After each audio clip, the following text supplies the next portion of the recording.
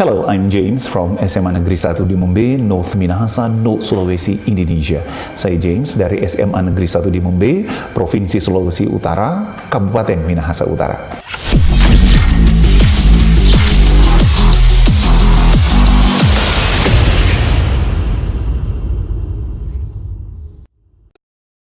Learning English is fun. But if you want to improve your skills and become highly proficient, you have to put in extra effort. In this video, we're going to talk about the things that you can do every day to improve your English. I think we can all agree that learning English or learning any language takes time and effort and dedication. Jadi kalau saya pribadi, kenapa ya saya tuh kurang percaya banget kalau misalnya ada iklan yang bilang bahwa dalam sebulan bisa langsung berkomunikasi bahasa Inggris. I think gimana ya, saya kurang yakin sih ya, karena belajar bahasa itu tuh membutuhkan waktu, butuh usaha, terus membutuhkan dedikasi dari diri kita sendiri, harus ada niat gitu loh. To become the most successful language learners, you have to find a way for your language, dalam hal ini bahasa Inggris, to become a part of your daily life. It just becomes habits like brushing your teeth in the morning, having breakfast. Jadi harus bisa menjadi satu kebiasaan dalam hidup kita. Jadi kalau misalnya bahasa Inggris itu sudah menjadi kayak kebiasaan, maka kita tuh akan melakukan itu setiap hari tanpa kecuali. Dan hasilnya tuh akan bagus untuk peningkatan keterampilan berbahasa kita. So to help you with this, I'm going to the things that you can and should be doing every day to improve your English, and I'm suggesting that you do all the things every day, but they're not huge tasks, and we're going to talk about how you can make them a bit of fun too. So here they are. So the very first thing on my list is pronunciation. Ini hal pertama yang harus kita lakukan setiap hari. Berlatih untuk mengucapkan kata demi kata dalam bahasa Inggris sesuai dengan penyebutan yang benar. You should be practicing your pronunciation every day. I can't tell you the number of advanced English students I've met who've had amazing grammar and vocabulary skills, but so much trouble communicating because their accent makes it quite challenging for others to understand them. Jadi banyak sekali saya menemui orang-orang yang bahasa Inggrisnya tuh bagus banget, grammarnya bagus, mereka punya kemampuan vocabulary yang bagus juga, tapi kita tuh punya masalah berkomunikasi dengan mereka karena penyebutan yang kadang-kadang tuh suka kurang tepat, ya.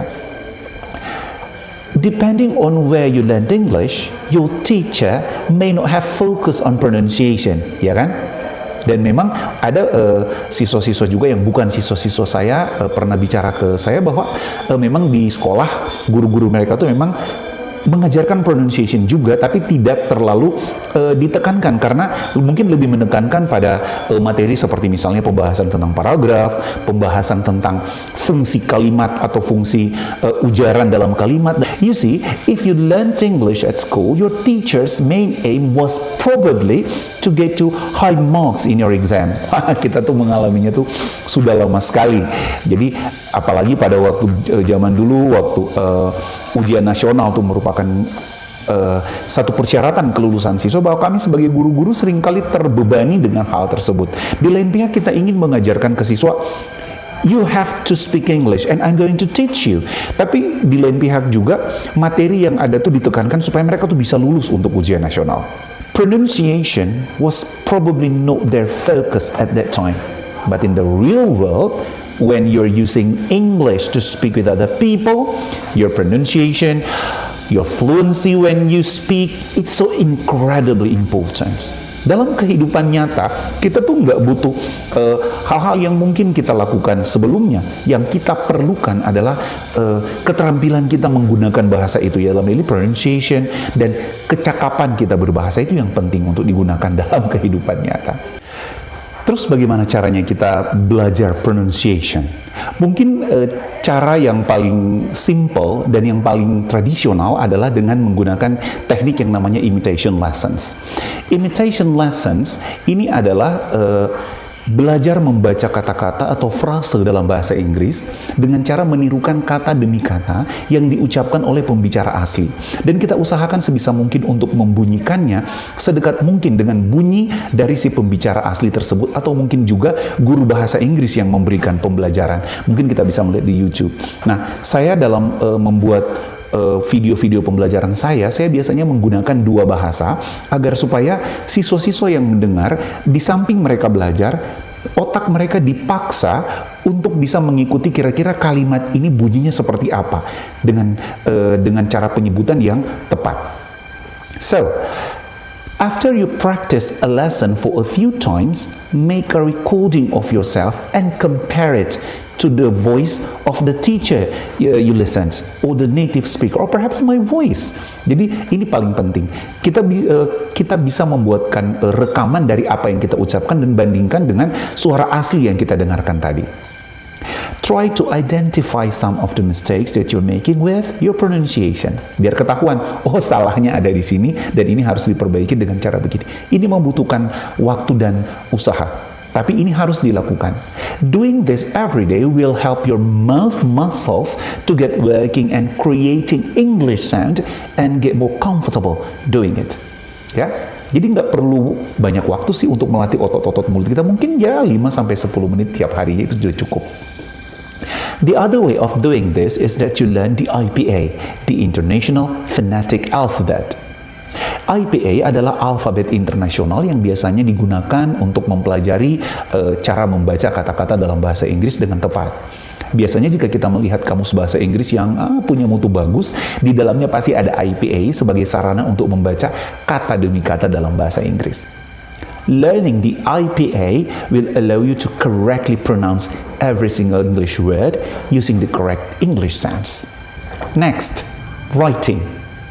Writing every day has some amazing benefits. But before I talk about that, I want to make it clear. I'm not talking about writing an essay, okay? Saya nggak bicara kita tuh harus menulis suatu artikel yang panjang-panjang atau apa, enggak. Kita tuh cukup menulis hal-hal kecil yang kita dapatkan, dan hal-hal kecil tersebut kita tulis dalam bahasa Inggris. Mungkin kita nggak perlu memperlihatkannya ke orang atau apa, just for yourself.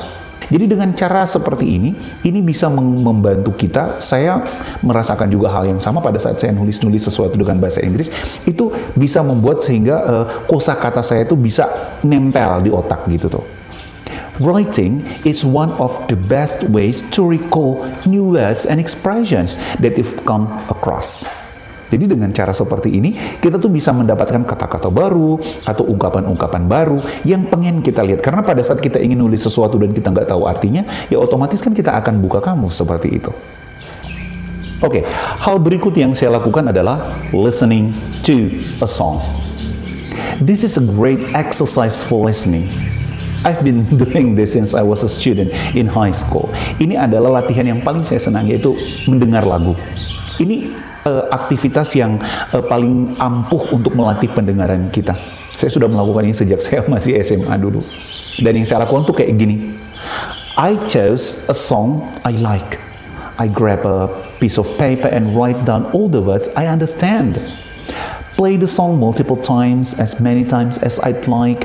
After I've gotten all the words I understand, I compare my notes to the actual lyrics, then listening to the song again, reading the lyrics as it plays. Jadi yang saya lakukan tuh, biasanya saya memilih lagu yang saya senengin, terus sesudah itu ambil kertas, terus berusaha untuk tulis ini apa sih dia bilang. Sesudah itu lagunya tuh dimainkan beberapa kali, kemudian dicek lagi di catatan yang kita buat. Sesudah itu baru dicocokkan apa yang kita catat tadi dengan dengan lirik aslinya. Dengan begitu kita tuh bisa lihat, oh kemampuan saya mendengar tuh seperti ini. You know, understanding songs is a challenge for non-native speakers, kayak kita-kita ini orang Indonesia, at least in the beginning. But writing down words as you listen will help you sharpen your hearing. You can choose slower, easier songs in the beginning and faster, more complicated ones as you improve. Jadi mungkin bisa coba dulu dengan lagu-lagu sederhana kayak lagu-lagu anak-anak, dan sesudah itu mungkin bisa berkembang ke lagu-lagu yang agak lebih susah kayak lagu-lagu untuk orang dewasa atau lagu-lagu pop yang biasanya kita dengar. Next, wow, this is my favorite. Watch a movie in English with the subtitles in English. Jadi kita tuh nonton film berbahasa Inggris, tapi terjemahannya tetap dalam bahasa Inggris. Non-native English speakers are used to watching movies in English with subtitles in their native language. Ya seperti kita ya, nonton film bahasa Inggris, kita menggunakan terjemahan bahasa Indonesia. But to bring your English skills to the next level, you need to forget your native language for a minute and start training yourself to think in English, of course. Watching a movie with both audio and subtitles in English will help you do that.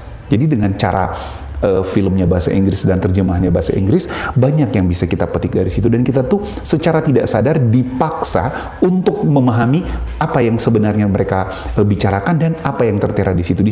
Jadi demikian beberapa hal yang bisa saya bagi dalam kesempatan ini untuk meningkatkan kemampuan kita dalam berbahasa Inggris, dan juga mungkin sebagai hal-hal yang bisa lakukan sembari kita belajar bahasa Inggris, mungkin di sekolah atau di kuliah atau di mana saja.